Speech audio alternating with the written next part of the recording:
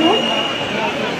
আজকে সারা বাংলাদেশ থেকে উপস্থিত হয়েছেন আমার ভর্তি প্রত্যাশী শিক্ষক, সেই সাথে উপস্থিত হয়েছেন আমাদের শিক্ষিকাবৃন্দ।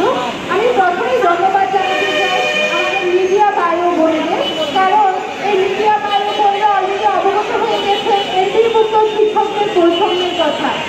আমরা যতবার প্রেস ক্লাবে এসে দাঁড়িয়েছি তারা আমাদেরকে সর্বাত্মক সাপোর্ট করেছেন। আমি ধন্যবাদ জানাই